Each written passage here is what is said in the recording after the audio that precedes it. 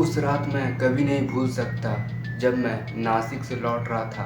रात के 1:30 बज रहे थे। सड़क लगभग खाली थे और मुझे जल्दी घर पहुंचना था, इसलिए मुझे पुराने ओवरब्रिज पर जाना पड़ा ताकि मैं जल्दी घर पहुंच जाऊं। लोग उस ब्रिज के बारे में कहते हैं कि रात को उस ब्रिज पर चलते समय रुकना मत, लेकिन मैं थक गया था और ऑनेस्टली मुझे भूत प्रेत जैसी चीज़ों पर विश्वास नहीं रहता है। जैसे ही मैं ओवरब्रिज पे चढ़ा, मेरी बाइक अपने आप धीमी हो गई।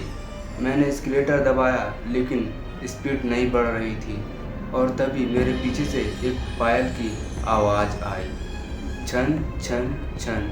मैंने सोचा शायद कोई और आ रहा होगा, लेकिन जब मैंने रियर व्यू मिरर में देखा तो कोई नहीं। दिल की धड़कन तेज हो गई और मैंने नज़रें हटाई, तभी सामने ब्रिज पर एक लड़की खड़ी थी। सफ़ेद कपड़े, लंबे बाल और चेहरा नीचे झुका हुआ। मैंने धीरे से कहा तो कोई जवाब नहीं आया। मैंने पूछा, तुम ठीक हो? और उस पर मेरे जैसे शरीर से जान ही निकल गई। उसका चेहरा आधा जला हुआ था और उसकी आंखें पूरी काली थी।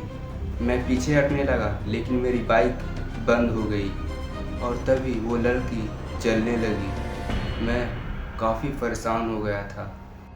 वो मेरी तरफ खिसकने लगी बिना पैर हिलाए। मैंने डर के मारे आंखें बंद कर ली। मैंने धीरे धीरे आंखें खोली और सब गायब। मैंने राहत का सांस लिया और बाइक स्टार्ट की और वहाँ से भाग गया। लेकिन कहानी यहीं ख़त्म नहीं होती। जैसे ही मैंने ब्रिज के नीचे उतरने लगा, मुझे फिर वही पायल की आवाज़ सुनाई देने लगी। इस बार मैं बिल्कुल पीछे था। धीरे धीरे जैसे किसी ने कंधे पर हाथ रखा। ठंड बर्फ जैसा। मैंने हिम्मत करके पीछे मिरर की तरफ देखा और जो मैंने देखा वो आज तक भूल नहीं पाया। और वो लड़की अब मेरे बाइक के पीछे बैठी हुई थी। उसका चेहरा मेरे कंधे के पास था और वो मुस्कुरा रही थी और उसने मेरे कान के पास फुसफुसाया, तुम मुझे छोड़कर क्यों जा रहे थे? मैंने पूरी ताकत से एस्केलेटर दबा दिया। किसी तरह घर पहुंचा, दरवाज़ा खोला और पीछे मुड़कर देखा, कोई नहीं था। मैंने सोचा सब खत्म हो गया, लेकिन अगली सुबह मेरे कंधे पर उंगलियों के निशान थे और मेरे फ़ोन में एक फ़ोटो थी। वो फ़ोटो मैंने नहीं लिया था, लेकिन वो फ़ोटो मेरे मोबाइल में था, ओवरब्रिज पर, और वो लड़की मेरे पीछे बैठी हुई थी।